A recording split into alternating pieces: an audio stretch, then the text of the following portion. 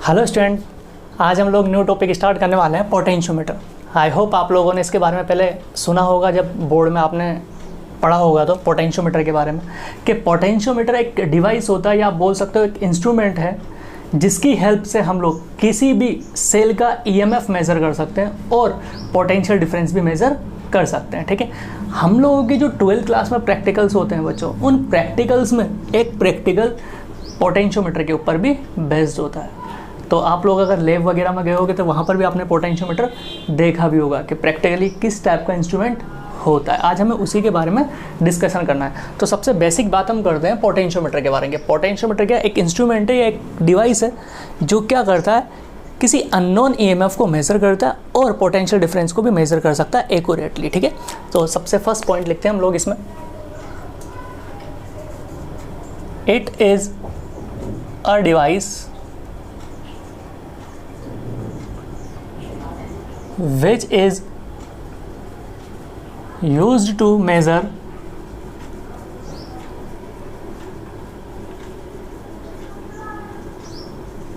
unknown EMF or potential difference accurately।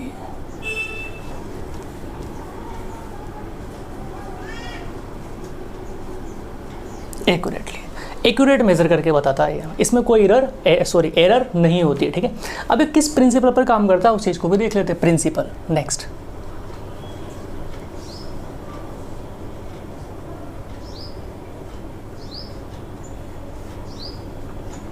बहुत ही simple सा principal है बच्चों इस पोटेंशियोमीटर का, जिसके ऊपर ये वर्क करता है। जैसे कि हम लोगों ने मीटर ब्रिज के अंदर एक कॉन्सेप्ट सीखा था कि रेजिस्टेंस जो होता है वो लेंथ के डायरेक्टली प्रोपोर्शन होता है।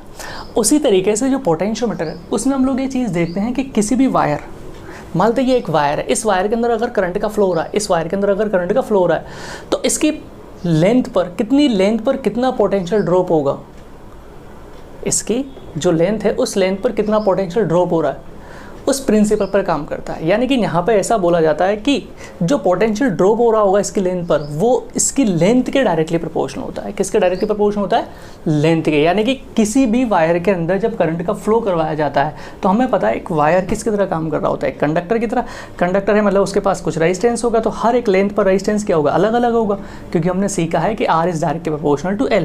तो अगर सपोज कि लेंथ का अलग अलग पोर्शन लेता हूँ मैं, तो अलग अलग लेंथ पर अलग अलग रेजिस्टेंस होगा, तो वहाँ पर पोटेंशियल डिफरेंस भी क्या हो रहा होगा, अलग अलग हो रहा होगा। तो पोटेंशियोमीटर में हम उसी प्रिंसिपल को यूज में लेते हैं कि जो पोटेंशियल ड्रॉप हो रहा है वो उस वायर की लेंथ के डायरेक्टली प्रोपोर्शनल होता है, कि उस वायर के ऊपर कितना पोटेंशियल ड्रॉप हो रहा है। लेकिन वो तभी पॉसिबल हो पाता है, या हम तभी ऐसा बोल सकते हैं कि जो पोटेंशियल ड्रॉप है उसकी लेंथ पर होने वाला वो डायरेक्टली प्रोपोर्शनल तभी होगा जो वायर हम लोग ले रहे हैं, ये वायर क्या हो, इसके अंदर एक कांस्टेंट करंट फ्लो, क्या हो, कांस्टेंट करंट फ्लो। और दूसरा कंडीशन ये होना चाहिए कि इस वायर का जो एरिया है, क्रॉस सेक्शन एरिया है, वो यूनिफॉर्म होना चाहिए। क्या होना चाहिए? यूनिफॉर्म होना चाहिए। तो इसका प्रिंसिपल जो हम लिखेंगे तो हम लिख सकते हैं फॉर अ कंडक्टर, देखो प्रिंसिपल में हम ऐसा लिख सकते हैं, when a constant current flow in the wire of uniform cross section area or composition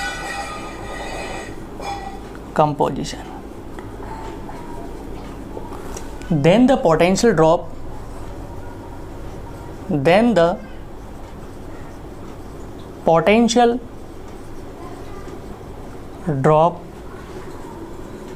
on the wire is directly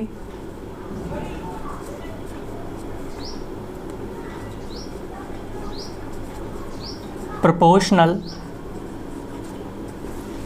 to the length of wire, to the length of wire। ठीक है, उस wire की length के directly proportion होता है। जैसे कि समझना, हम लोग जानते हैं V इजिकल टू क्या होता है, आई आर। और आई तो हमने कांस्टेंट बोल दिया कि करंट क्या होना चाहिए, कांस्टेंट होना चाहिए। तो इस आर को हम क्या लिख सकते हैं, रो एल बाई ए।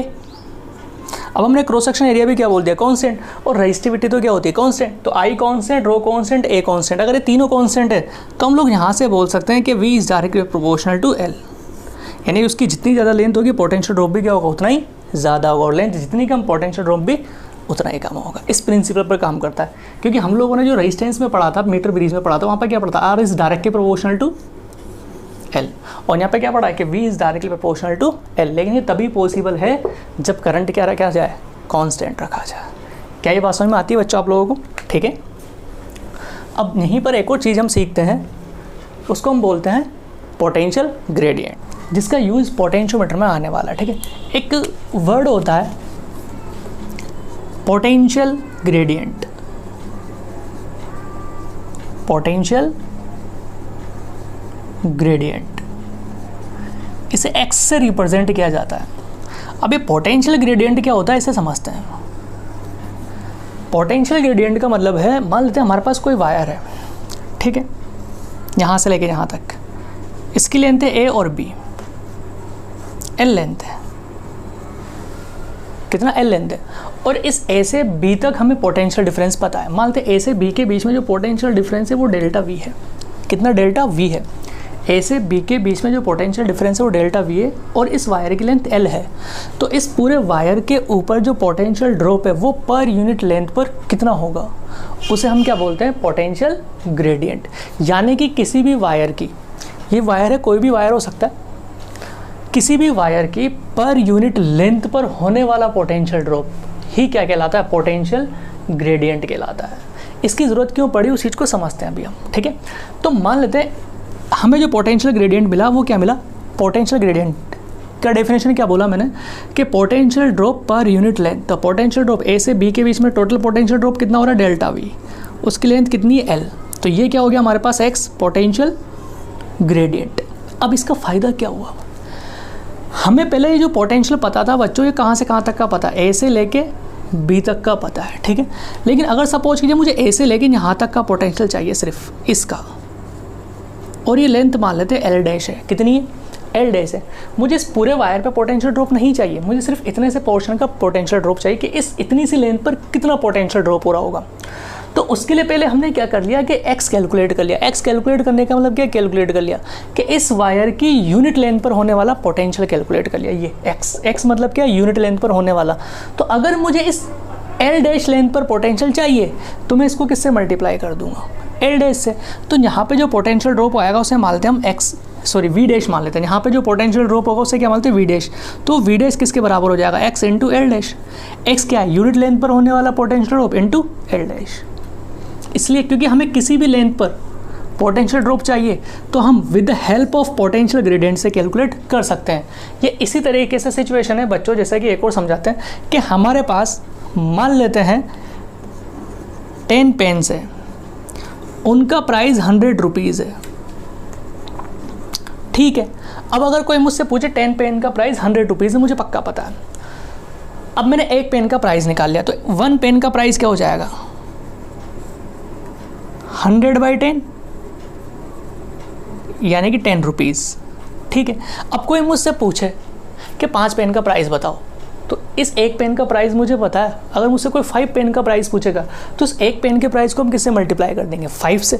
तो हमें क्या मिल जाएगा, 5 पेन का प्राइस मिल जाएगा। उसी तरीके से यहाँ पे ये एक्स क्या है, यूनिट लेंथ पर, जैसे कि ये चीज़ क्या है, यूनिट पेन का, यानी कि यूनिट पेन का प्राइस कितना, 10 रुपीज़ है। उसी तरीके से इस यूनिट लेंथ पर होने वाले पोटेंशियल ड्रॉप की वैल्यू इतनी है। अब अगर कोई मुझसे पूछे 5 पेन का, तो इस 1 को मैं किससे मल्टीप्लाई कर दूंगा, 5 से। तो 10 इंटू क्या आएगा, 5। तो उसी तरीके से अगर ये x यूनिट लेंथ पर होने वाला पोटेंशियल ड्रॉप है और हमें एल डैश लेंथ पर चाहिए, किसी भी लेंथ पर पोटेंशियल ड्रॉप चाहिए, तो इस यूनिट लेंथ पर होने वाले पोटेंशियल ड्रॉप को मैं उस लेंथ से मल्टीप्लाई कर दूंगा, तो मुझे उस लेंथ पर होने वाला पोटेंशियल ड्रॉप मिल जाएगा। इसलिए हम क्या कैलकुलेट करते हैं, पोटेंशियल ग्रेडियंट। तो इसकी डेफिनेशन क्या हो जाएगी बच्चों, potential drop per unit length is known as known as potential gradient. उसे हम क्या बोलेंगे? पोटेंशियल ग्रेडियंट बोलेंगे। तो x इजिकल टू क्या हो जाएगा? Delta v by L. और अगर मुझे इसकी यूनिट कैलकुलेट करनी हो तो क्या कर सकते हैं हम लोग? Volt by metre. क्लियर है? अब कैसे कैलकुलेट करते हैं पोटेंशियल ग्रेडियंट, उस चीज़ को सीखते हैं हम लोग। ठीक है, पहले उसे सीख लेते फिर उसके आगे बढ़ते हैं हम लोग। तो इसे नोट कर लीजिए, इसे रफ करता हूँ मैं।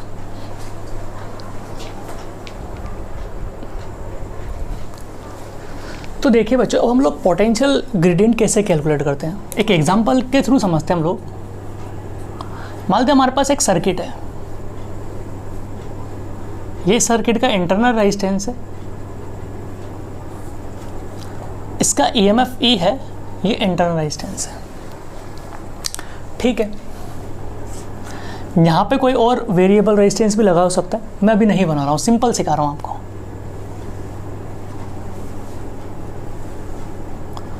और ये एंड ए है और ये एंड बी है, और इस ए और बी के बीच में हमने एक वायर लगाया हुआ है कुछ इस तरीके से, और इस वायर की लेंथ है, और ये कंडक्टिंग वायर है बच्चों। ठीक है, इस वायर की लेंथ एल है, और साथ में ये भी बोला गया कि इस वायर का जो रेजिस्टेंस है ना वो आर है, रेजिस्टेंस ऑफ वायर।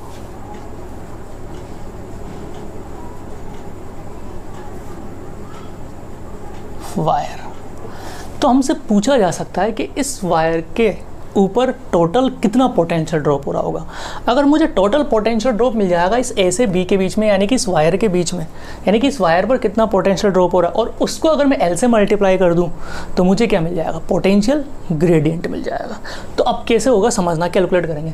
ये सर्किट पूरा का पूरा क्या है? कंप्लीट है। अगर ये सर्किट कंप्लीट है तो इस बैटरी में से करंट फ्लो हो रहा होगा आई, तो इस वायर में भी कितना करंट जा रहा होगा? आई। ठीक है, ये करंट आ रहा होगा आई यहाँ से, और वापस इधर कितना करंट जा रहा होगा? आई। तो इन दोनों एंड्स के बीच में अगर मुझे पोटेंशियल ड्रॉप निकालना है तो पोटेंशियल ड्रॉप कितना होगा? इसमें जाने वाला करंट इनटू इसका रेजिस्टेंस, और इसका रेजिस्टेंस कितना है? आर है। कितना है? आर है। तो मुझे क्या कैलकुलेट करना है? आई। अगर मुझे आई पता चल जाएगा तो पोटेंशियल ड्रॉप पता चल जाएगा ए और बी के बीच में। तो अब ये आई कैसे कैलकुलेट करेंगे? आई इज इक्वल टू क्या होता है? E net by R net. E net कितना है? ई है। आर नेट कितना है? ये देखो, जब ये करंट फ्लो हो रहा है तो ये जो वायर का रेजिस्टेंस है ये भी तो इसके सीरीज में, तो टोटल रेजिस्टेंस कितना हो जाएगा? Capital R plus small r, यानी कि small are plus capital R. ये करंट आ गया। अब इस करंट की वैल्यू उठा के हम लोग किस में पुट कर देंगे? इसमें। तो हमें क्या मिल गया? Potential drop. किस किस के बीच में मिला है पोटेंशियल ड्रॉप? ए और बी के बीच में। ठीक है, तो इसे हम लोग लिख सकते हैं E upon small are plus capital R. ये आई आ गया इनटू आर। अगर हमसे कोई पूछे पोटेंशियल ड्रॉप कि इसकी पर यूनिट लेंथ पर कितना पोटेंशियल ड्रॉप होने वाला है, ठीक है, तो हम लिख सकते हैं potential drop per unit length, या पोटेंशियल ग्रेडियंट ही लिख देता हूं मैं डायरेक्ट ही, x। तो वो x क्या हो जाएगा हमारे पास? V A B by L होगा। और V A B by L को क्या लिख सकता हूँ मैं? E upon small are plus capital R. क्या मैं आर बाई एल लिख सकता हूँ इसे? ये हमारे पास क्या आ गया? रेजिस्टेंस। इस आर रेजिस्टेंस के ऊपर, या यहाँ से लेके यहाँ तक, इस वायर के ऊपर बोल सकते हो, या आर रेजिस्टेंस पे बोल सकते हो कि कितना पोटेंशियल ड्रॉप हो रहा, वो ये रहा, और इसके यूनिट लेंथ पर कितना पोटेंशियल ड्रॉप होता है, वो ये रहा। इसको एक और टर्म में लिख सकते हो बच्चों आप लोग। देखो, आप लोगों ने पढ़ा होगा कि R is equal to rho L by A होता है। तो यहाँ पे से आर बाई एल को मैं क्या लिख सकता हूँ? रो बाई ए। तो कई बार आपको यहाँ पे ए भी मिल सकता है,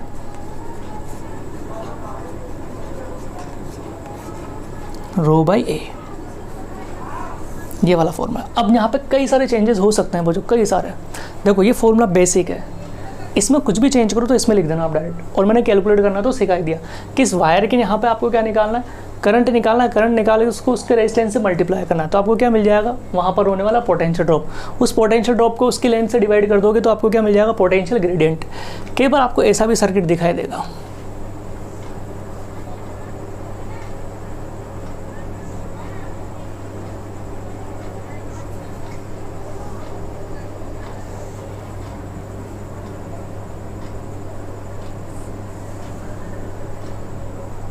ये मान लेते हैं इंटरनल रेजिस्टेंस है, ये रोइस्टेट है यानी कि वेरिएबल रेजिस्टेंस है, यहाँ पे एक वेरिएबल रेजिस्टेंस भी लगा हो सकता है। और इस वायर का रेजिस्टेंस है मान लेते हैं आर, ठीक है, ये ए है और ये बी है और ये लेंथ एल है। क्लियर है? तो अब अगर मुझे इसका पोटेंशियल ड्रॉप निकालना है पर यूनिट लेंथ पे एक्स, तो क्या लिखूंगा मैं, ई। करंट क्या हो जाएगा, देखो मैं डायरेक्ट मन में लिख सकता हूँ, एक्स इज इक्वल टू क्या होता है, वी बाई एल होता है, और वी इज इक्वल टू क्या होता है, आई आर होता है। तो सबसे पहले मैं क्या लिख दूंगा, आई लिख दूंगा। आई क्या होगा, ये total E M F upon total resistance. Total resistance क्या हो जाएगा, small are plus R dash plus R, ये तीनों सीरीज में इनटू आर, ये वोल्टेज हो गया, डिवाइडेड बाय क्या करना, एल। एल आप डायरेक्ट भी लिख सकते हो अगर आप थोड़ा सा भी इस फॉर्मूले को समझ पाए हो तो इस तरीके से हम किसी का भी पोटेंशियल ग्रेडियंट कैलकुलेट कर सकते हैं बच्चों, ठीक है। अब हम बात करते हैं कंस्ट्रक्शन ऑफ पोटेंशियोमीटर, ठीक है। तो ये पता चला कि आपको हम पोटेंशियल ग्रेडियंट क्यों कैलकुलेट कर रहे हैं। तो अब ये क्या पता चला कि इस वायर की यूनिट लेंथ पर कितना पोटेंशियल ड्रॉप हो रहा है। अब अगर कोई मुझसे पूछे कि यहाँ से लेके यहाँ तक, मान लेते ये लेंथ है, इस लेंथ को हमने एल डैश बोल दिया कि इस इतने, ये जो एक्स आया ये पर यूनिट लेंथ पे आया है कि इसकी पर यूनिट लेंथ पे, इस वायर की पर यूनिट लेंथ पे कितना पोटेंशियल ड्रॉप हो रहा है। तो मुझसे कोई पूछे एक्स डैश लेंथ पर कितना होगा, तो इस यूनिट लेंथ पर पोटेंशियल ड्रॉप को हम किससे मल्टीप्लाई कर देंगे, एल डैश से। तो यहाँ पे जो पोटेंशियल ड्रॉप आएगा वो क्या हो जाएगा, x into L dash.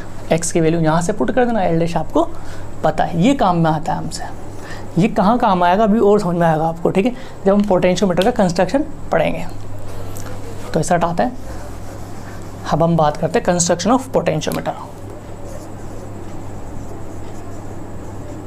Construction देखो क्या होता है, इसमें दो पार्ट में बना होता है पोटेंशियोमीटर। एक को बोलते हैं हम प्राइमरी सर्किट और एक को बोलते हैं हम सेकेंडरी सर्किट, ठीक है।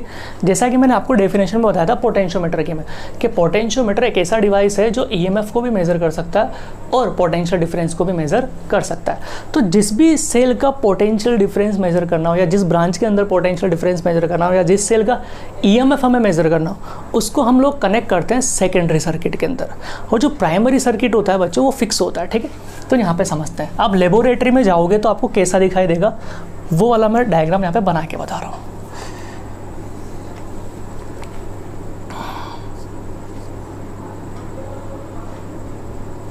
नहीं छोड़ो इसको।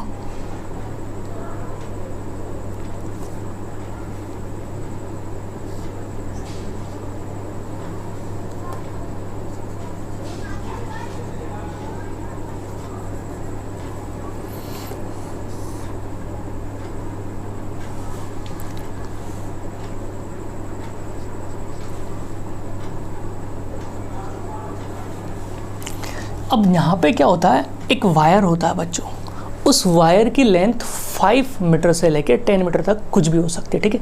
मैं यहाँ पे बना रहा हूँ और वो वहाँ पे एक 1 मीटर का स्केल होता है, उस 1 मीटर के स्केल के ऊपर राउंड शेप में लगा हुआ होता है इस तरीके से। मान लीजिए ये एक 1 मीटर का स्केल है, ऐसे इसके ऊपर 1 मीटर, फिर उसको एक बार और ऐसे टर्न कर दिया, ये 1 मीटर, ये 1 मीटर, 2 मीटर हो गया। इस वाली चीज़ को नेगलेक्ट किया हुआ है बच्चों। वहाँ पर आपको जब मिलेगा ना तो इतना गैप नहीं होगा, ठीक है।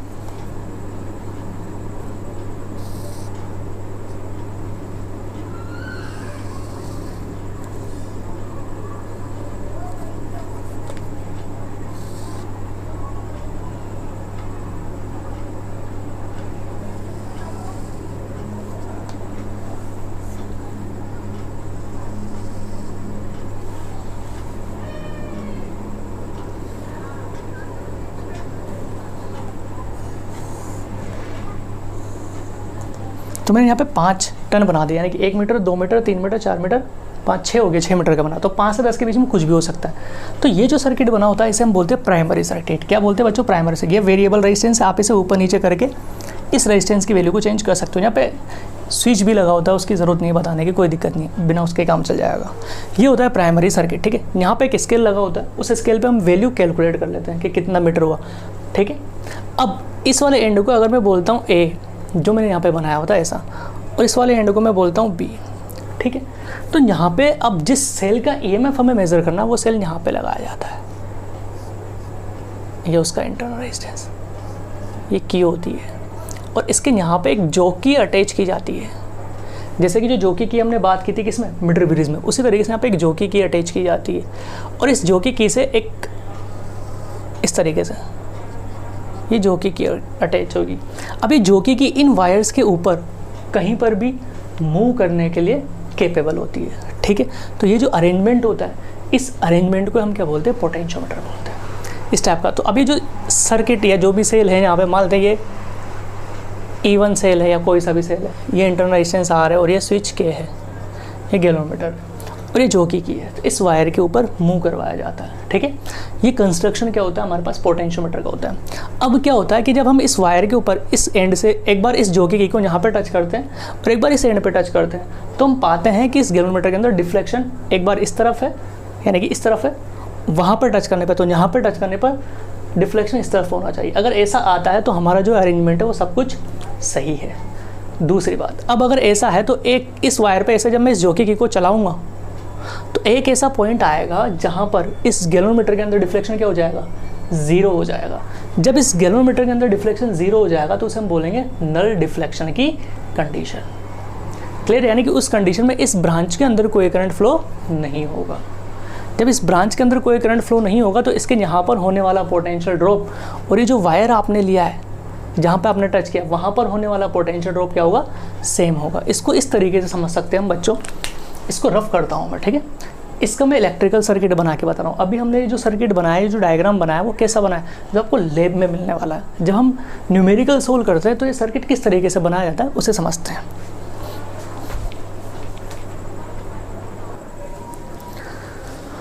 तो देखिए बच्चों, इसका जो इलेक्ट्रिकल डायग्राम बनता है जिससे हम न्यूमेरिकल सोल्व करते हैं वो किस टाइप का होता है, इसको हम बोलते हैं प्राइमरी सर्किट। तो इसको मैं यहाँ पे ऐसे बना रहा हूँ।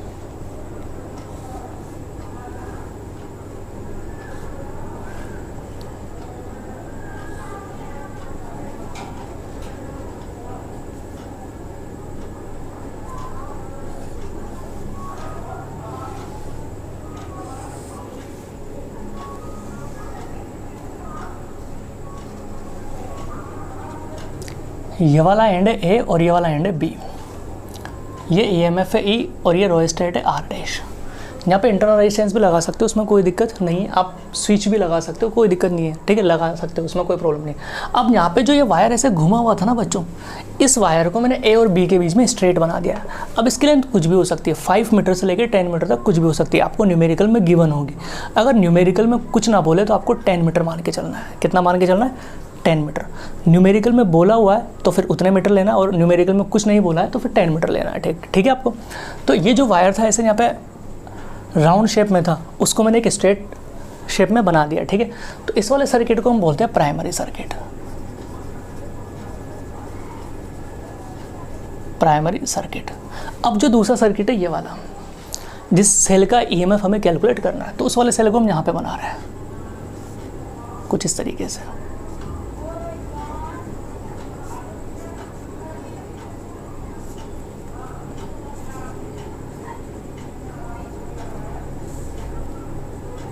और ये इसके यहाँ पर टच होता है, ठीक है।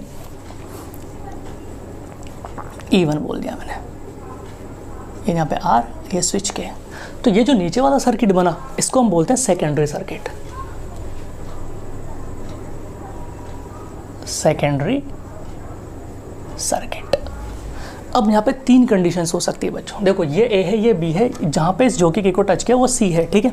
अब ध्यान से सुनना, अगर मुझे पता है, पक्का पता, भी हमने सीखा कि ये सर्किट अगर कंप्लीट है ये ऊपर वाला, तो इस वायर के ऊपर पूरे के ऊपर क्या हो रहा होगा, पोटेंशियल ड्रॉप हो रहा होगा या नहीं हो रहा होगा, ठीक है। तो अब अगर मैं क्या करता हूँ, इस जॉकी की का जो पॉइंट है उसको एक बार यहाँ टच करता हूँ और एक बार यहाँ टच करता हूँ, तो इस गैल्वेनोमीटर के अंदर जो डिफ्लेक्शन आता है वो एक बार इस तरफ आता है और एक बार इस तरफ आता है।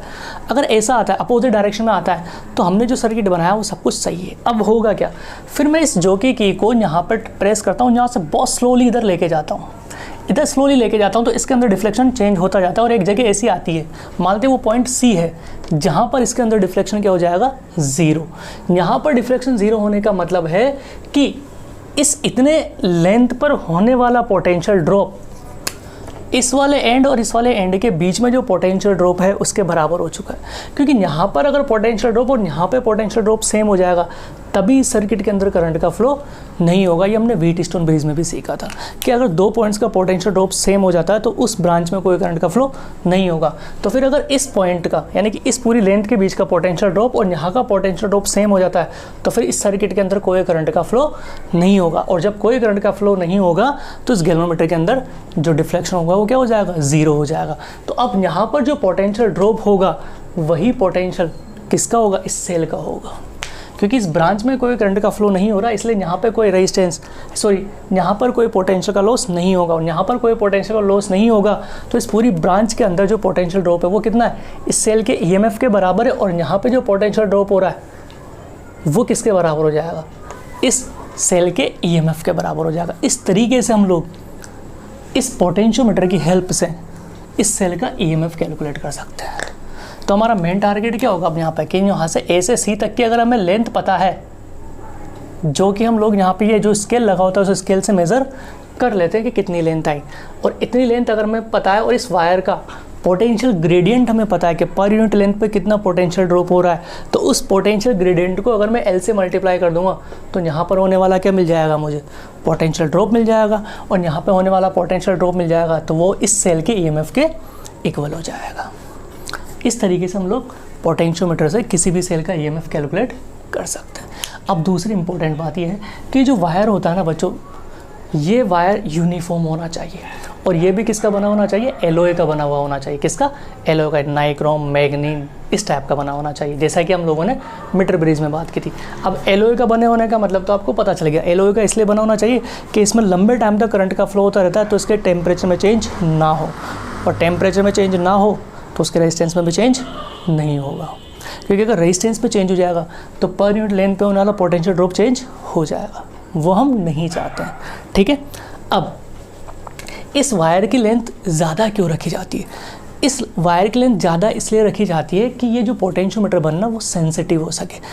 कि सपोज कीजिए ये यहाँ से लेके यहाँ तक की लेंथ है, अगर मैं इसे 1 मीटर ही रखता, क्या रखता, 1 मीटर रखता, कितनी रखता, 1 मीटर रखता, और यहाँ से लेके यहाँ तक 100 वोल्ट का पोटेंशियल ड्रॉप होता इस ए से बी तक। इस ए से बी में कितना वोल्ट ड्रॉप हो रहा है, 100 मीटर, और लेंथ कितनी है, 1 मीटर। तो आप खुद सोचिए इसके अगर मैं 10 पार्ट में डिवाइड करूँ, 10 पार्ट में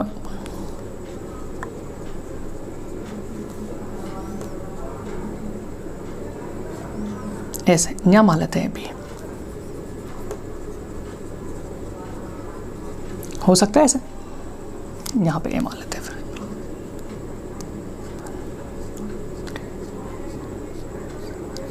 सही लिखा था मैंने वो यहीं पे, ठीक है, ए, ठीक है, यहाँ से लेके यहाँ तक 10 है, क्लियर है। अब आप सोचिए अगर ये 1 मीटर का है और ये 100 वोल्ट का ड्रॉप हो रहा है, तो आप खुद सोचिए इस 1 सेंटीमीटर के अंदर, सॉरी 10 सेंटीमीटर के अंदर, यहाँ से यहाँ तक कितना होगा, 10 सेंटीमीटर होगा। तो 10 सेंटीमीटर के अंदर 10 वोल्ट का ड्रॉप हो रहा है, फिर नेक्स्ट 10 सेकंड में 10 वोल्ट का ड्रॉप, फिर नेक्स्ट 10 सेंटीमीटर में 10 का ड्रॉप हो रहा है। तो अब आप सोचिए इस 10 सेंटीमीटर में, यहाँ से इसको जूम कर रहा हूँ मैं, यहाँ से लेके यहाँ तक, ये 10 सेंटीमीटर है, इस 10 सेंटीमीटर में कितना ड्रॉप हो रहा है, 10 वोल्ट का हो रहा है, क्लियर है। अब यानी कि मैं बात करूँ तो उसके हर एक सेंटीमीटर पर 1 वोल्ट का पोटेंशियल ड्रॉप हो रहा है। अब आप सोचिए जब मैं इसको हल्का सा घुमाऊंगा जिसमें क्या आ जाएगा, 1 वोल्ट का डिफरेंस आ जाएगा। सपोज कीजिए मुझे तो सिर्फ 1.1 चाहिए, क्या चाहिए, 1.1। तो जब मैं इस जॉकी की को यहाँ पे हिलाने की कोशिश करूँगा तो 1.1 हो सकता है मैं उसे एक्यूरेट, क्योंकि मैं हाथ से जब इसे लेके जाऊँगा तो इस 1 से 1.1 पे जाने में हो सकता है मुझे तकलीफ हो, मैं डायरेक्ट 1 से क्या पहुँच जाऊँ, 3 पे, 4 पे या 5 पे पहुँच सकता हूँ, या डायरेक्ट 2 पे भी पहुँच सकता हूँ, ठीक है। तो वो एरर ना है, मुझे इसमें हर पॉइंट से पॉइंट, यानी कि मेरी बात समझ पा रही हो कि जो 1 वोल्ट है, मैं चाहता हूँ कि इसकी, अब सपोज कीजिए यही लेंथ होती 1 मीटर, कितनी होती, 1 मीटर की लेंथ होती। अब इस 1 मीटर के अंदर 10 वोल्ट का ड्रॉप होता, किसका होता, 10 वोल्ट का ड्रॉप होता। तो आप खुद समझिए बच्चों कि इसके हर 10 सेंटीमीटर के अंदर, यहाँ से यहाँ तक जो 10 सेंटीमीटर है, उस 10 सेंटीमीटर के अंदर कितना ड्रॉप हो रहा होता, 1 वोल्ट होता नहीं होता। तो अब आप खुद सोचिए 10 सेंटीमीटर के अंदर 1 वोल्ट का ड्रॉप होना, तो यानी कि हर छोटे से छोटे लेंथ पे भी मैं ड्रॉप करूँगा ना, स्लाइडली करूँगा, तो मुझे हर जगह पे पोटेंशियल एक्यूरेट मिलने के चांसेस होते हैं। इसीलिए ये जो वायर है इस वायर की लेंथ को ज़्यादा रखा जाता है, क्योंकि जितनी ज़्यादा वायर की लेंथ होगी उसके पोटेंशियल ड्रॉप, जो ड्रॉप हो रहा होगा वो क्या हो रहा होगा, कम लेंथ पर, जो ज़्यादा से ज़्यादा लेंथ है उस पर कम पोटेंशियल ड्रॉप हो रहा होगा, और कम पोटेंशियल ड्रॉप हो रहा होगा तो हम ईजिली पॉइंट्स में भी, जैसा सपोज कि मुझे मेज़र करना है, इस पर 10 वोल्ट हो रहा था तो मुझे मेज़र करना मानते हैं 2.2 वोल्ट, तो उसे भी मैं आसानी से मेज़र कर पाऊंगा पॉइंट्स के बाद की वैल्यूज़, क्योंकि जितनी ज़्यादा लेंथ होगी वो ज़्यादा सेंसिटिव हो जाएगा, क्योंकि मेरा हाथ एकदम टच थोड़ा सा, तो मान लीजिए कि मैं इसको इतना सा, जैसे यहाँ पे होता है 2.2, तो 2 पे जाता है, इसके बाद यहाँ आता, हो सकता है मेरा हाथ यहाँ पे आता ही नहीं सही से, मैं एक्यूरेट उसे पकड़ ही नहीं पाता, तो 2.2 से स्लाइटली कुछ ज़्यादा होता या स्लाइटली कुछ कम होता। तो इसको एक्यूरेट करने के लिए हम जो वायर लेते हैं, इस वायर की लेंथ को ज़्यादा लेते हैं, ताकि उसके जो ज़्यादा लेंथ है उस पर जो पोटेंशियल ड्रॉप हो रहा हो वो क्या हो रहा हो, कम हो रहा हो। ठीक है, इससे क्या होगा, ये जो पोटेंशियोमीटर है वो ज़्यादा सेंसिटिव भी होगा, कि लेंथ जितनी ज़्यादा होगी और उसके ऊपर पोटेंशियल ड्रॉप कम हो रहा होगा तो हम एक्यूरेट वैल्यू कैलकुलेट कर सकते हैं, और ये ज़्यादा सेंसिटिव होगा कि आपको पॉइंट में भी अच्छी तरीके से वैल्यू बता पाएगा, इसलिए हम इसकी लेंथ को ज़्यादा लेते हैं। ये दोनों पॉइंट्स आप लोगों को शायद क्लियर हो चुके होंगे कि लेंथ ज़्यादा क्यों लेते हैं, ये एलओए का क्यों बना हुआ होता है, ये भी चीज़ आपको पता है। ठीक है, तो ये कंस्ट्रक्शन होता है हमारे पास किसका, पोटेंशियोमीटर। ये इलेक्ट्रिकल सर्किट है जब हम न्यूमेरिकल सोल्व करेंगे तब, अब लैब में जाओगे तो आपको ये वाला सर्किट मिलता है। अब आते हैं एप्लीकेशन ऑफ पोटेंशियोमीटर। पोटेंशियोमीटर के दो एप्लीकेशन है। ठीक है, एक होता है 2 सेल का ईएमएफ कंपेयर करना, और एक होता है इंटरनल रेजिस्टेंस कैलकुलेट करना। ठीक है, तो हम नोट करते हैं, इस पूरे को रफ करते हैं और बात करते हैं।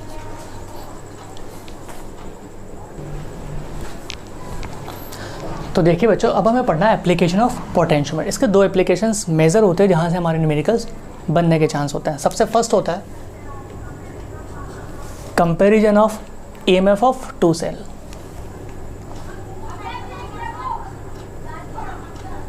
Comparison of EMF of 2 cell. ठीक है, अब जब भी कोई भी चीज़ कैलकुलेट करनी हो तो हमें जो भी चेंजेस करना होगा ना बच्चों, वो सेकेंडरी सर्किट में ही चेंज करना होगा, प्राइमरी सर्किट में हमें कोई चेंज नहीं करना होगा। ठीक है, तो मैं प्राइमरी सर्किट को एज इट इज़ बना रहा हूँ।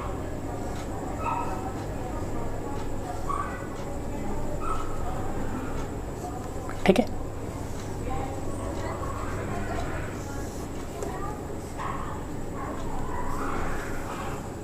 कुछ इस तरीके से। ठीक है, ये ई है और ये आर डैश मान लेते हैं। इस वायर की जो लेंथ है वो एल है या कुछ भी हो सकती है। ठीक है, गिवन होगा। अब जिन 2 सेल का ईएमएफ कैलकुलेट करना उसको मैं यहाँ पे लगा रहा हूँ।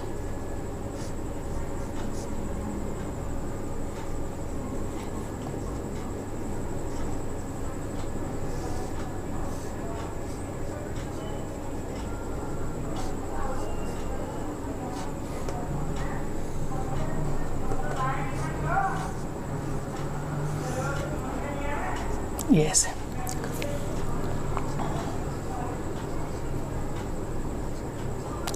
यहाँ पे एक और चीज़ बताना चाहूँगा बच्चों, मैं आपको लास्ट टाइम बताना भूल गया कि आप इस सेल का ईएमएफ तभी मेज़र कर सकते हो जब इस सेल का ईएमएफ इस प्राइमरी सर्किट का जो सेल लगा हुआ है उस सेल से कम हो।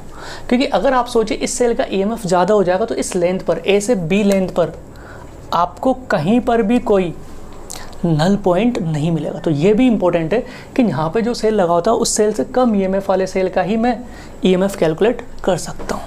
ठीक है, उससे ज़्यादा वाले ईएमएफ वाले सेल का मैं ईएमएफ कैलकुलेट नहीं कर सकता।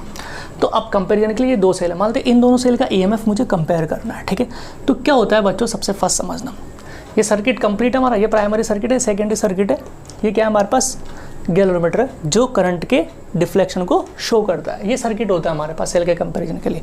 अब मैंने क्या किया इसमें बच्चों समझना, मैंने इसे जो स्विच K2 था ना उस K2 को ओपन कर दिया, मतलब ये सर्किट अब इसके साथ कनेक्टेड नहीं है, यानी कि इसके लगे होने ना लगे होने का कोई मतलब नहीं है। जैसे मैंने इस की को ओपन कर दिया, ठीक है, लेकिन इस K1 स्विच को मैंने क्लोज रखा। फर्स्ट स्टेप में क्या किया, इस K1 को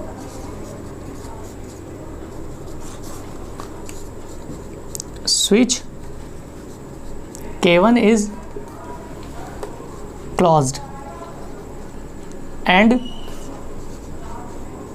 switch K2 is open। ठीक है, ओपन हो गया, ओपन है, ठीक है। अब उसके बाद क्या किया मैंने, इस गैल्वेनोमीटर से जो की रेट है उसको एक बार यहाँ पे टच किया, एक बार यहाँ पे टच किया और देखा कि ए पे टच करने पर डिफ्लेक्शन इस तरफ है, तो बी पे टच करने पर डिफ्लेक्शन इस तरफ है, ठीक है। यानी कि एक बार डिफ्लेक्शन इसमें इस तरफ है, एक बार इस पर डिफ्लेक्शन इस तरफ है, तो मैं समझ गया हमारा सर्किट सही है, ठीक है। ध्यान रखना बच्चों कि अगर यहाँ पर टच करने पर, यहाँ पर टच करने पर, दोनों जगह पर टच करने पर डिफ्लेक्शन अगर एक ही तरफ आता है, या हो सकता है इसी तरफ आए, या यहाँ पर टच करने पर भी इसी तरफ आए, तो कहीं ना कहीं सर्किट में कोई ना कोई प्रॉब्लम हो चुकी है, उसे आपको सही करना पड़ेगा, ठीक है। वो चेक करना पड़ेगा फिर क्या प्रॉब्लम होगी, ठीक है। तो मानते मैंने चेक कर लिया। अब मैं क्या किया, इस जॉकी की को यहाँ से उठाया, इस पॉइंट ए पे रखा वापस से, और यहाँ से बहुत स्लोली इस पर स्लाइड करता गया, स्लाइड करता गया, स्लाइड करता गया, तो इस गैल्वेनोमीटर के अंदर डिफ्लेक्शन चेंज होता गया। स्लाइड करते करते एक ऐसी जगह पे पहुँचा जहाँ पे इस गैल्वेनोमीटर के अंदर डिफ्लेक्शन क्या हो गया, 0। मानते वो पॉइंट P आया, इस पॉइंट P पर इसके अंदर डिफ्लेक्शन क्या हो चुका है, 0।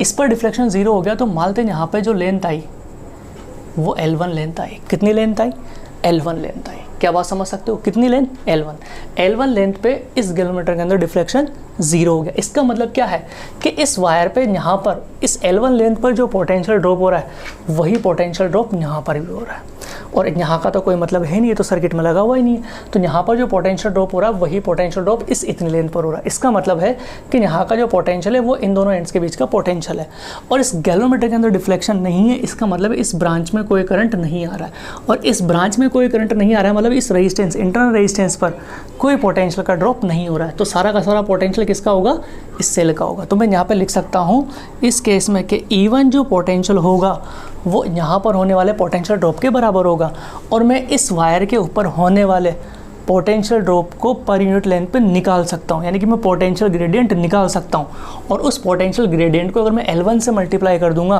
तो इस लेंथ पर होने वाला पोटेंशियल मिल जाएगा।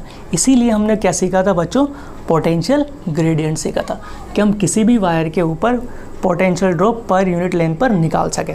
तो मान लेते हैं कि इसका पोटेंशियल ग्रेडियंट x है, तो उस x को अगर मैं इस L1 से मल्टीप्लाई कर दूंगा तो यहाँ पे होने वाला पोटेंशियल ड्रॉप मिल गया ये, और ये पोटेंशियल ड्रॉप किसके बराबर होना चाहिए, E1 के।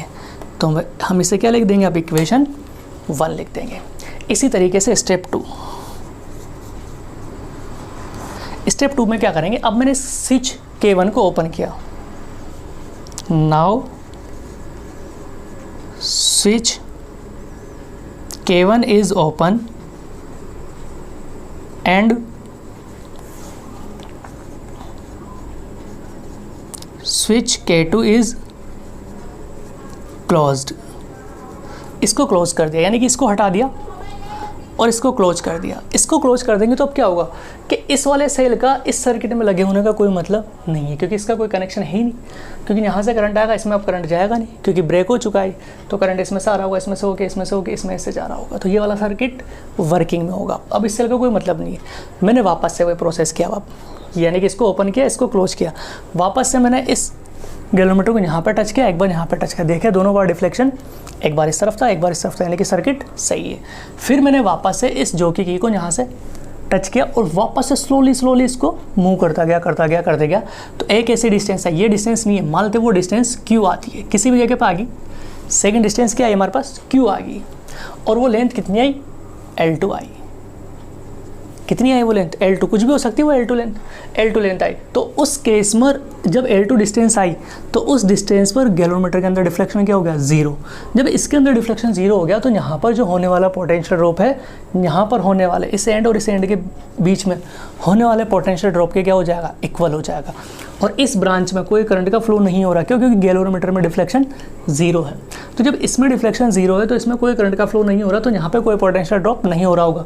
तो जो सेल का EMF होगा वही इन दोनों टर्मिनल्स के बीच के बराबर होगा, यानी कि इन दोनों टर्मिनल्स के बीच में जो पोटेंशियल ड्रॉप होगा वो E2 के बराबर होगा, और ये E2 का जो पोटेंशियल ड्रॉप है वो यहाँ पर होने वाले के बराबर होगा। तो हम क्या लिख सकते हैं अब यहाँ से कि E2 is equal to potential drop per unit length into L2।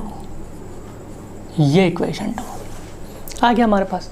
अब हम दोनों को क्या कर सकते हैं, कंपेयर कर सकते हैं, ठीक है। फ्रॉम इक्वेशन 1 डिवाइडेड बाई 2, जब डिवाइड करेंगे तो हम क्या कर देंगे, E1 बाई E2, x से x कट जाएगा तो L1 बाई L2। तो इस तरीके से हम दोनों सेल का EMF कंपेयर कर सकते हैं। L1 और L2 में पता होगा क्योंकि हम स्केल से मेज़र कर चुके हैं, तो L1 L2 पता है तो दोनों सेल का EMF भी हमें पता चल जाएगा, ठीक है।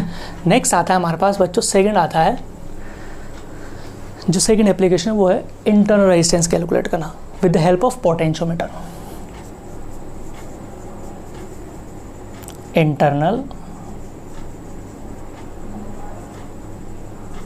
रेजिस्टेंस ऑफ सेल, ठीक है।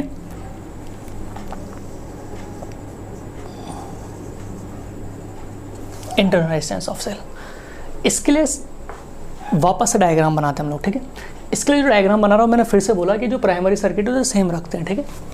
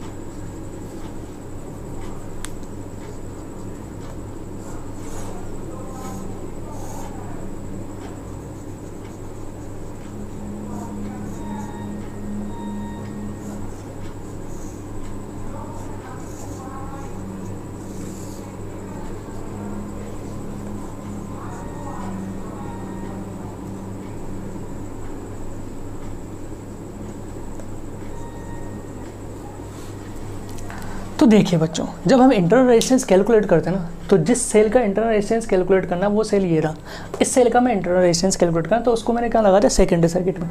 लेकिन इसके पैरेलल में हम एक रेजिस्टेंस बॉक्स भी लगाते हैं। क्या लगाते हैं? इसके पैरेलल में एक रेजिस्टेंस बॉक्स लगाते हैं। थोड़ा सा ये मॉडिफिकेशन करते हैं। यहाँ पे जिन दो सेल को कैलकुलेट करना था, कंपेयर करना था, उन दो सेल को ऐसे लगाया था। यहाँ पे इस सेल का इंटरनल रेजिस्टेंस करना है, कैलकुलेट करना है, तो उसको एज इट इज़ लगाया। लेकिन इसके पैरेलल में हम यहाँ पे एक रेजिस्टेंस बॉक्स लगाते हैं। ये क्यों लगाते हैं इसके बारे में भी आपको पता चल जाएगा, ठीक है। तो ये अरेंजमेंट हो चुका है इंटरनल रेजिस्टेंस कैलकुलेट करने का। तो अब हमें क्या करना है, वापस से वही फर्स्ट प्रोसीजर, स्टेप फर्स्ट, ठीक है। स्टेप फर्स्ट, स्विच K1 को क्या करना है, क्लोज, और K2 को open. Switch K1 is closed and switch K2 is open। ठीक है, तो जैसे हम इसे ओपन करेंगे तो क्या मिलेगा, ये ओपन है तो इसका तो सर्किट में लगे होने का कोई मतलब नहीं है। वापस से मैंने ज्योति की को यहाँ उठाया, टच किया, और एक बार यहाँ टच किया और डिफ्लेक्शन को चेंज किया। एक बार चेक किया तो इस तरफ डिफ्लेक्शन था, इस तरफ चेक किया तो डिफ्लेक्शन इस तरफ था, यानी कि हमारा सर्किट सही है, ठीक है। फिर मैंने क्या किया, इस ज्योति की को उठाया, ए पे रखा, टैप किया, और यहाँ से इसको स्लाइटली इस तरफ मूव करता गया, इस तरफ इसको ऐसे मूव करता गया, तो एक ऐसा पॉइंट आया, मान दे वो पॉइंट आया P। उस पॉइंट जो आया वो L1 लेंथ पे आया। कितनी लेंथ पर आया? L1 लेंथ पर।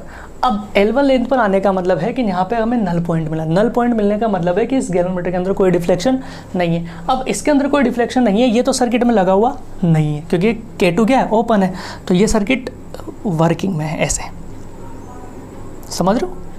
तो अब अगर इसके अंदर डिफ्लेक्शन जीरो है तो इस पूरी ब्रांच के अंदर कोई करंट का फ्लो नहीं हो रहा। यहाँ पे कोई करंट का फ्लो नहीं हो रहा, तो यहाँ पे इंटरनल रेजिस्टेंस की वजह से कोई पोटेंशियल ड्रॉप नहीं हो रहा है। तो यहाँ पे जो पोटेंशियल ड्रॉप होगा वो पूरा का पूरा इन दोनों एंड्स के बीच के पोटेंशियल ड्रॉप के बराबर होगा, और इसमें कोई करंट का फ्लो नहीं हो रहा, इसलिए यहाँ पे कोई पोटेंशियल ड्रॉप नहीं होगा। सिर्फ और सिर्फ किसका पोटेंशियल होगा? सेल का। तो यानी कि जो सेल का EMF होगा वो इन दोनों एंड्स के बीच में, और यही किसके बराबर होगा? इसके बराबर होगा। तो यहाँ पर हम लिख सकते हैं कि E = X × L1। ये इक्वेशन 1। क्या बात समझ में आती है? तो ये बात समझ में आती है बच्चों। आपको स्टेप 1 में क्या करना है कि इस K1 को क्लोज करना और K2 को ओपन रखना है, ठीक है। ओपन रखेंगे तो इसका सर्किट के अंदर कोई इन्वॉल्वमेंट नहीं होगा, ये हट जाएगा सर्किट से। तो हमें क्या मिल जाएगा, यहाँ पे होने वाला पोटेंशियल ड्रॉप इस वायर पे होने वाले पोटेंशियल ड्रॉप के बराबर हो जाएगा, XL1। अब नेक्स्ट केस में क्या करना है, स्टेप 2 में इसमें थोड़ा सा चेंज है बच्चों।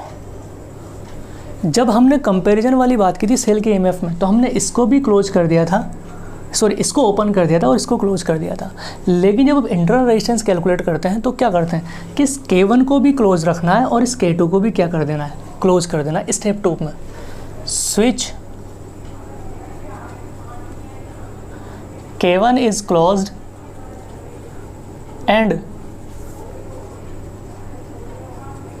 switch K2 is also closed। ये थोड़ा सा चेंज रखना है। अब जब इस दोनों को क्लोज कर दोगे तो आप ध्यान से समझो बच्चों, ये पूरा का पूरा सर्किट वर्किंग में है। तो अब मैंने वापस से क्या किया, तो फिर मैंने वापस से क्या किया बच्चों कि ये पूरा सर्किट किसमें, वर्किंग में है, ठीक है। अब मैंने वापस से इस जॉकी की को उठा के एक बार यहाँ पे टच किया, एक बार यहाँ पे टच किया, देखा एक बार डिफ्लेक्शन इस तरफ था, एक बार डिफ्लेक्शन उस तरफ था, पक्का। अब फिर उसके बाद मैंने वापस से इसको यहाँ पे टैप किया और इसको स्लाइटली मूव करता गया, ठीक है।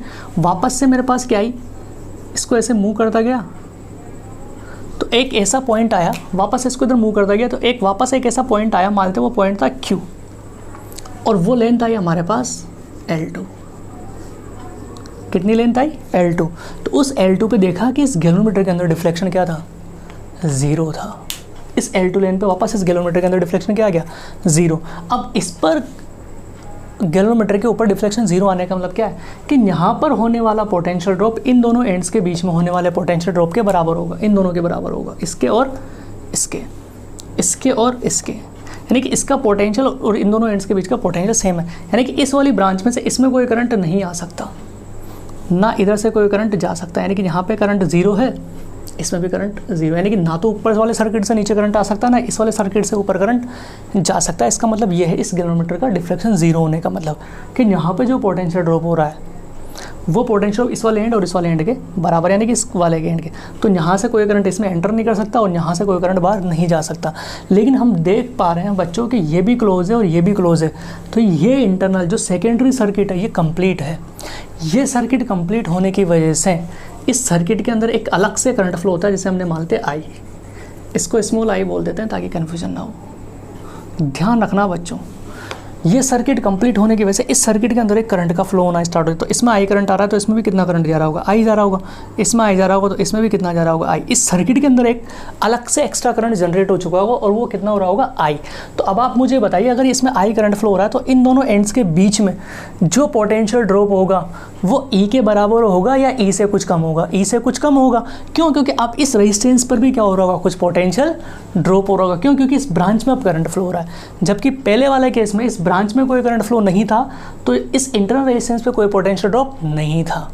इसलिए अब यहाँ पे जो पोटेंशियल ड्रॉप होगा वो ई से कुछ कम होगा, क्योंकि ई तो है ही सही, उसमें से हमें यहाँ इंटरनल रेजिस्टेंस पे होने वाला पोटेंशियल ड्रॉप भी कैलकुलेट करना पड़ेगा और उसको इस ई में से माइनस करना पड़ेगा। या आप ऐसा बोल सकते हो कि इन दोनों एंड्स के बीच में जो पोटेंशियल ड्रॉप हो रहा होगा वही इन दोनों के बीच में होगा, और यहाँ पे जो पोटेंशियल ड्रॉप हो रहा होगा वो आई करंट जा रहा है और आर रेजिस्टेंस है, तो कितना हो रहा होगा, V = IR। इतना पोटेंशियल ड्रॉप हो रहा होगा, मैं निकाल सकता हूँ, यही तो हो रहा होगा, और ये इन दोनों के बीच में होगा और यही इन दोनों के बीच में होगा। आप ऐसा भी लिख सकते हो। और अगर आप ध्यान से समझो तो ऐसा मैंने आपको सिखाया था कि इस V को आप E - IR भी लिख सकते हो, क्योंकि देखो E - IR है तो VI V के बराबर होगा और V किसके बराबर होगा, IR के। ऐसा भी लिख सकते हो आप, कैसा भी लिख सकते हो, आप पे डिपेंड करता है। बस आपको लॉजिक या कॉन्सेप्ट पता होना चाहिए कि यहाँ पे जो पोटेंशियल ड्रॉप होगा वो ई ना हो कि ई से कुछ कम होगा, और कितना कम होगा, E - IR होगा। और अगर आप यहाँ से कैलकुलेट करना नहीं चाहते हो, यहाँ से चाहते हो कि इन दोनों एंड के बीच में जो पोटेंशियल ड्रॉप होगा वही इन दोनों एंड के बीच में होगा, तो यहाँ पे कितना होगा, I × R होगा।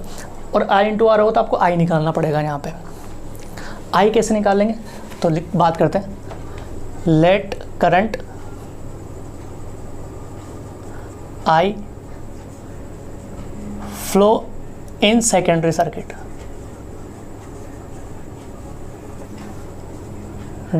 ठीक है। तो I = क्या होगा, इसी सर्किट में फ्लो हो रहा है तो इस सर्किट का EMF अपॉन उसका टोटल रेजिस्टेंस, तो टोटल रेजिस्टेंस कितना होगा, small r plus capital R। इसीलिए अब देखो इसमें R आ गया ना बच्चों, इसीलिए हम लोगों ने एक्सटर्नल रेजिस्टेंस लगाया था यहाँ पे, ठीक है। I मिल गया हमें, तो ये मिल गया, तो अब मैं V लिख सकता हूँ, पोटेंशियल ड्रॉप। तो V = क्या होता है, IR होता है, होगा या नहीं होगा। तो इसे क्या लिखेंगे, I की जगह पर E R plus small r into capital R। ऐसा लिखेंगे। और हम जानते हैं कि जो ये पोटेंशियल ड्रॉप हो रहा है वो इसके बराबर होगा, ये जो पोटेंशियल ड्रॉप हो रहा है वो इसके बराबर होगा। तो हम यहाँ से ऐसा भी लिख सकते हैं कि V = XL2 होगा, नहीं होगा। और इस V की वैल्यू मैं यहाँ से पुट कर सकता हूँ। ये कैसे लिखा, समझ में आया भाई? यहाँ पे V माना है तो यहाँ पे भी V होगा, तो यहाँ पे भी V होगा, और VX × L2 के बराबर होना चाहिए। और आप V ना मानो तो E - IR मान लो, I की वैल्यू इसमें पुट कर देना, और ये जो E - IR आएगा वो X × L2 के बराबर होगा। समझ में आ रही है आपको बात? ठीक है, तो यहाँ पे हम लिख रहे हैं अब ER = XL2, इसे इक्वेशन 2 मान लेते हैं। अब वापस ये इक्वेशन 1 है, ये इक्वेशन 2 है, दोनों को डिवाइड कर रहा हूँ मैं। From equation 1 divided by equation 2, ठीक है। तो इक्वेशन 1 क्या है? E, इक्वेशन 2 क्या है? ER = XL1 divided by XL2। इस x तो कट हो गया, क्लियर? इसे रफ कर रहा हूँ बच्चों में, ठीक है। तो ध्यान से समझना, इस E से ये E भी कट हो गया, तो R + R ऊपर चला जाएगा, तो R + स्मॉल r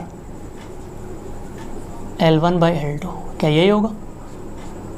इसको मैं ऐसे लिख सकता हूँ क्या? 1 + R/R। इस 1 को उस तरफ भेज देंगे, तो R/R = L1/L2। तो इसको ऐसे लिखा जा सकता है L1 - L2/L2। तो यहाँ पे से इंटरनल रेजिस्टेंस क्या मिल गया हमें? Small r = L1 - L2/L2 × R। ये इंटरनल रेजिस्टेंस का फॉर्मूला मिल गया। इस तरीके से हम लोग इंटरनल रेजिस्टेंस कैलकुलेट कर सकते हैं, क्योंकि दोनों लेंथ हमें पता होगा, L1 भी पता होगा फर्स्ट वाली सिचुएशन से, सेकंड वाली सिचुएशन से हमें L2 पता होगा, तो L1 - L2/L2 × R। इस तरीके से हम इस सेल का इंटरनल रेजिस्टेंस कैलकुलेट कर सकते हैं। बस समझने वाली बात यह है कि सेकंड केस में ये सर्किट कंप्लीट होता है और इसके अंदर एक एक्स्ट्रा करंट जनरेट होता है, उस करंट की वैल्यू आपको कैलकुलेट करनी पड़ेगी। तो अब इन दोनों पॉइंट्स के बीच में जो पोटेंशियल ड्रॉप होगा वो E ना होकर E - IR होगा, E - IR होगा, या आप VR भी लिख सकते हो, ठीक है। तो ये थ्योरी खत्म हो गया, अब इसके ऊपर न्यूमेरिकल्स कर लेते हैं हम लोग, ठीक है, okay.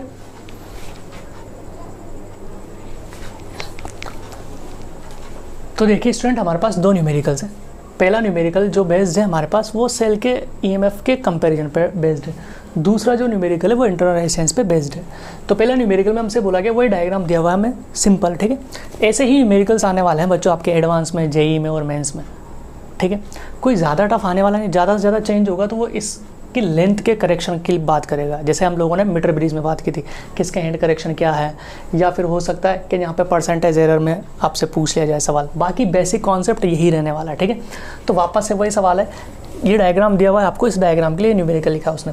When switch K1 is close, जब इस स्विच K1 को उसने क्या रखा है, क्लोज रखा, एंड K2 को ओपन, और इसको ओपन रखा। इसको ओपन रखने का मतलब क्या हो गया, ये वाला सर्किट इसके वर्किंग में है, वर्किंग में is open, then the null point occur at 40 centimetre. तो इस केस में जब K2 ओपन है और K1 क्लोज है तो नल पॉइंट कितने में मिलता है, 40 सेंटीमीटर पे। तो हम लिख सकते हैं कि उस कंडीशन में कौन सा सेल वर्किंग में, E1 है, तो E1 इज इक्वल टू क्या लिख सकते हैं, X × L1, और L1 कितना दिया हुआ है, मैं X तो X लिख रहा हूँ, L1 कितना 40 सेंटीमीटर।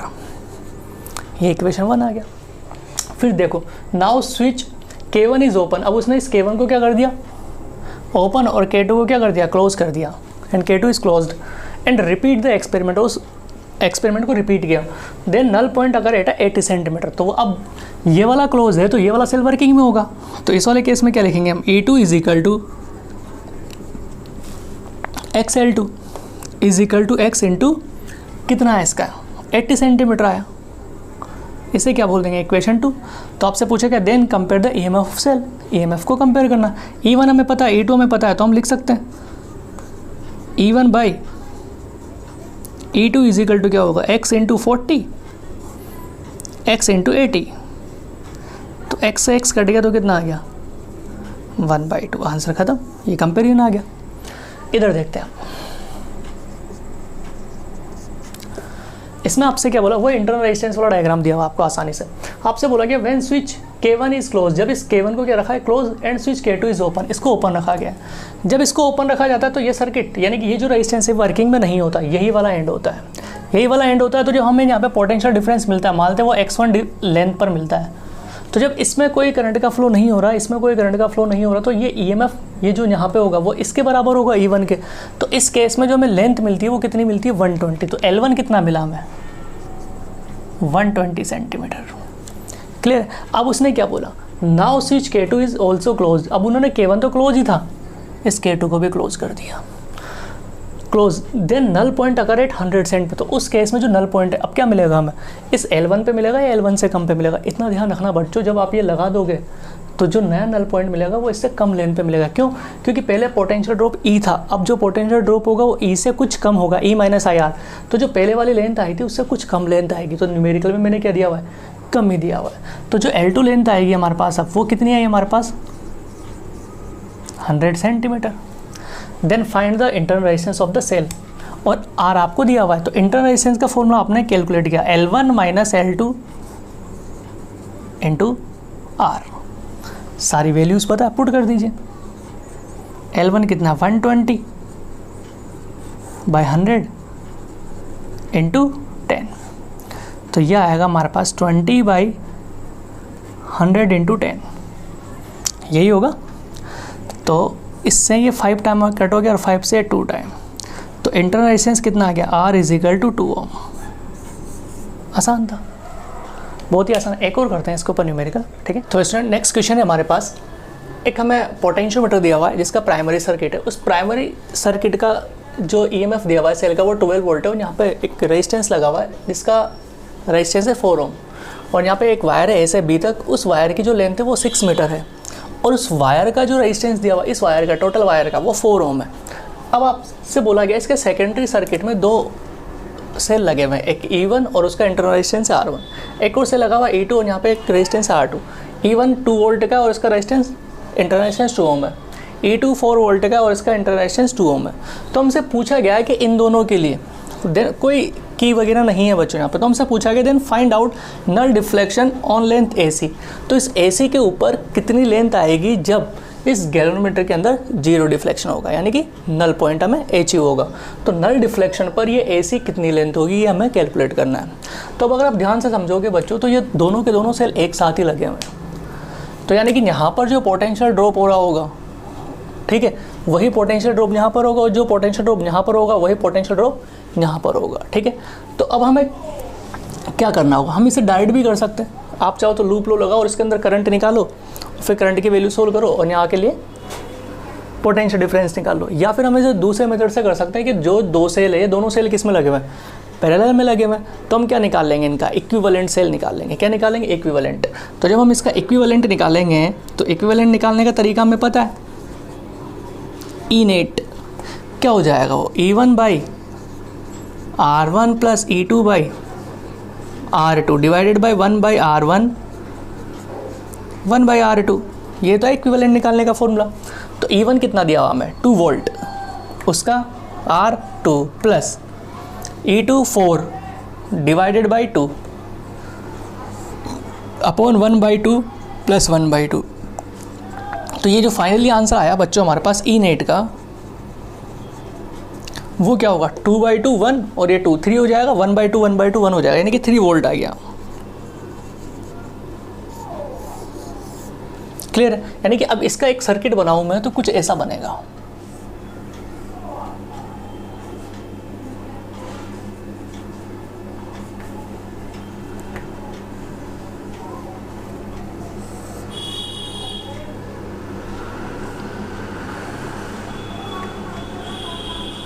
मानते ये A है और ये B है। अब जो नया सर्किट बना वो A बना।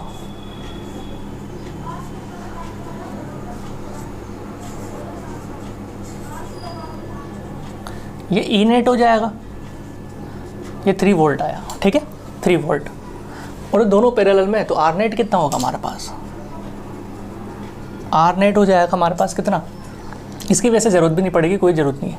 क्योंकि आप सोचो कि जो यहाँ पे पोटेंशियल ड्रॉप हो रहा होगा इस लेंथ पे, मानते वो लेंथ है L, कितनी लेंथ है L, इस L लेंथ पे जो पोटेंशियल ड्रॉप हो रहा है ये C है। तो तो अब अगर इस गैल्वेनोमीटर के अंदर डिफ्लेक्शन 0 है तो यहाँ पे जो पोटेंशियल ड्रॉप होगा वही यहाँ पे पोटेंशियल ड्रॉप होगा। और जब गैल्वेनोमीटर के अंदर डिफ्लेक्शन 0 होता है तो इस ब्रांच के अंदर कोई करंट का फ्लो नहीं होता है। जब ब्रांच के अंदर कोई करंट का फ्लो नहीं होता है तो इस रेजिस्टेंस का कोई मीनिंग नहीं है। तो इन दोनों पॉइंट्स के बीच में जो पोटेंशियल ड्रॉप हो रहा होगा वो इस EMF के बराबर होगा, इस सेल के EMF के बराबर, और इस सेल के EMF के बराबर होगा। तो हम लोग जानते हैं कि जो E नेट होगा वो होगा यहाँ पर होने वाला potential gradient drop into L, ये होगा। और E नेट कितना कैलकुलेट किया हमने, 3 = XL। अब हमें इसमें X पता चल जाए तो हम ये L कैलकुलेट कर सकते हैं। तो अब ये X कैसे कैलकुलेट करेंगे उसे समझते हैं। ये 12 वोल्ट है, ये 4 ओम है, और ये भी कितना था, 4 ओम गिवन है हमें, ठीक है। तो मैंने बताया था आप लोगों को कि ये पोटेंशियल ग्रेडियंट क्या होता है कि इस वायर के ऊपर यहाँ से लेकर यहाँ तक कितना पोटेंशियल ड्रॉप हो रहा है। तो उस पोटेंशियल ड्रॉप को कैसे निकालेंगे हम लोग, डेल्टा V = I × R, यानी कि इस वायर में कितना करंट फ्लो रहा होगा, मान लेते हैं हम R। ध्यान में ये पहले वाली कंडीशन बता रहा हूँ बच्चों, इसको यहाँ पर टच करने से पहले वाली कंडीशन के लिए डेल्टा V = IR। और I को क्या लिखा जा सकता है, E net upon R net into R, ये होगा। ये R कौन सा वाला होगा, इस वाले वायर का रेजिस्टेंस। E नेट कितना है हमारे पास 12 वोल्ट, R नेट कितना होगा, ये 4, और इस वायर का रेजिस्टेंस 4, तो 4 + 4 इनटू R, R कितना है हमारे पास 4, ये डेल्टा V। तो 4 × 4 / 8, तो इससे 2 टाइम कट गया, 2 से 6 टाइम कट हो गया, तो डेल्टा V हमारे पास आ गया 6 वोल्ट। यानी कि इस पूरे वायर पे A से लेके B तक कितना पोटेंशियल ड्रॉप हो रहा है, 6 वोल्ट का। हमें निकालना है पोटेंशियल ग्रेडियंट। तो X = क्या होता है, डेल्टा V/L। L क्या होगा, इस वायर की लेंथ, और वो कितनी दी हुई है हमें, 6 मीटर। तो इसे लिख सकते हैं हम लोग बच्चों 6/6 यानी कि 1। तो X = कितना आ गया हमारे पास, 1 मीटर। क्या ये बात समझ में आती। अब 1 मीटर आ गया तो X की वैल्यू हम इसमें पुट कर देंगे, इसमें पुट कर देंगे तो 3 = क्या मिला हमें, X की जगह पर 1 × L, तो L = कितना आ गया, 3 मीटर। यानी कि जो बैलेंसिंग लेंथ आएगी AC वो कितने पर आएगी बच्चों, 3 मीटर पे आएगी, ठीक है। तो ये टॉपिक भी हमारा फिनिश हो जाता है। आज के लिए इतना काफ़ी, ओके।